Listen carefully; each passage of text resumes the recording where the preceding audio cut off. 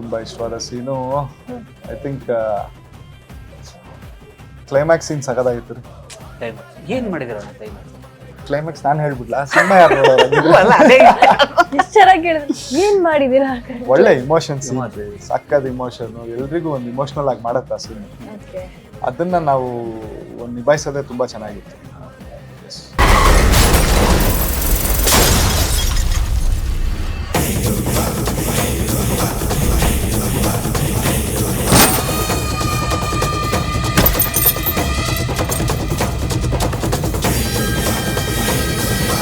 ಅಣ್ಣ ನಾನು ನೋಡಿದೆ ಸಾಂಗಲ್ಲಿ ಯಾವಾಗ ಯಾವಾಗ ಆ ಸಾಂಗ್ ಕೇಳಿದಾಗ ಬರೀ ಫೋನಲ್ಲೇ ಮುತ್ತು ಕೊಡೋದು, ಫೋನಲ್ಲೇ ಇದು ಮಾಡೋದು. ಹೀರೋಯಿನ್ಗೆ ನಮ್ಮ ಸಿನಿಮಾದಲ್ಲಿ ಮುತ್ತು ಕೊಟ್ಟಿದ್ದೀರಾ? ಸಿನಿಮಾ ನೋಡಿದ್ರೆ ಗೊತ್ತಾಗುತ್ತೆ ಅದನ್ನು. ಅತಿಯಾದ ಪ್ರೀತಿ ಒಳ್ಳೆಯದಲ್ಲ, ಅತಿಯಾಗದಿದ್ರೆ ಅದು ಪ್ರೀತಿಯೇ ಅಲ್ಲ. ನನ್ನ ದೃಷ್ಟಿ ಬಿಟ್ಟು ಬೇರೆ ತಾಕಲ್ಲ, ಆ ಅಂದ ಬಿಡಿಸೋಕೆ ಸೃಷ್ಟಿ ಸಾಲಲ್ಲ.